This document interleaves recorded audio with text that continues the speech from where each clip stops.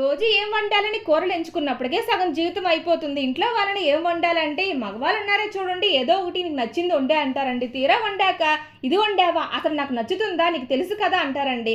ఇక్కడ మన ఆడవాళ్ళ పరిస్థితి ఎట్లా ఉంటుందంటే అమ్మ బోతే అడవి, కొనబోతే కొరివి. ఇదిగోండి ఏదో టైంకొచ్చిన సామెతను అలవంపుగా అతికించేశానండోయ్ సూట్ అయిందంటారా? ఏదో ఒకటిలేండి అంటారా? ఇంకా మా ఇంట్లో పరిస్థితి అయితే ఒక పూట అన్నం తినడానికి నలిగిపోతారు. నైట్ కంపల్సరిగా టిఫిన్ ఉండాల్సిందే. ఇంట్లో ఏమో ఇడ్లీ, దోస, బటర్ కంప్లీట్ అయిపోయాయి. పప్పు డబ్బాలన్నీ శ్రావణ మాసంకి తోముతుంటే కంటబడ్డాయి కాబూలి శనగలు. చకచకా ఆలోచించకుండా నానబెట్టేసి మా బావకి ఫోన్ చేసి చెప్పానండి, ఈరోజు టిఫిన్కి శనగలు బెల్లం దోశ అని.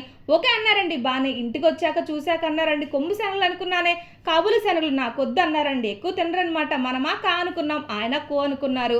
రెండింటితో ఒకే పడి కొమ్ములు దీర్ఘాలు తేడా, అలానే రంగులు కూడా తేడా అనుకోండి. మొత్తానికి ఎలాగోలాగా వండాక తినక తప్పుతుందా అని తిట్ల అక్షంతలతో ముగించేశారు. మీరు గనక సబ్స్క్రైబ్ చేసుకోకపోతే మీ మీద ఒట్టే ఉంటారు.